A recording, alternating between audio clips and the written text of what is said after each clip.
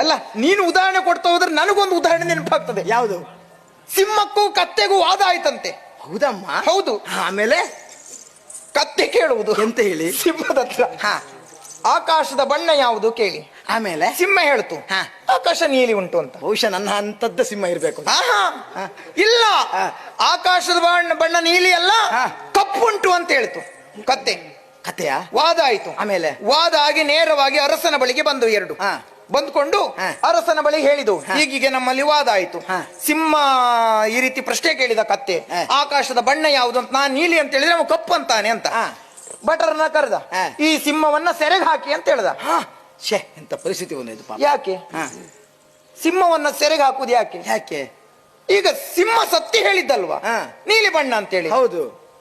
ಯಾಕೆ ಸೆರೆಗೆ ಹಾಕಿದ? ಯಾಕೆ ನೀವೇ ಹೇಳ್ಬೇಕು ಅದು. ಯಾಕೆ ಕತೆ ಹೇಳಿದ್ ನೀವೇ.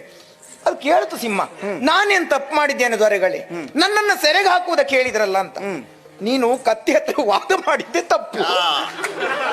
ನನ್ನ ತಪ್ಪು ಇದೆ ಆಯ್ತಮ್ಮ. ಕತ್ತೆ ಹತ್ರ ವಾದ ಮಾಡಿದ್ದೆ ತಪ್ಪು. ಅದು ಕತ್ತೆ, ಅದು ಆಕಾಶ ಬೆಳ್ಳಗಿದೆ ಅಂತ ಹೇಳ್ತದೆ, ಕಪ್ಪು ಏನು ಹೇಳ್ತದೆ? ಯಾಕಂದ್ರೆ ಅದು ಕತ್ತೆ. ಎಷ್ಟು ಹೊತ್ತಿನ ಹೇಳಿದ ಉದಾಹರಣೆಗೆ ಇದೊಂದು ಸರಿ ಕೊಟ್ಟಿದೆ. ಅಲ್ಲ, ನನ್ನ ತಪ್ಪಾಯ್ತು.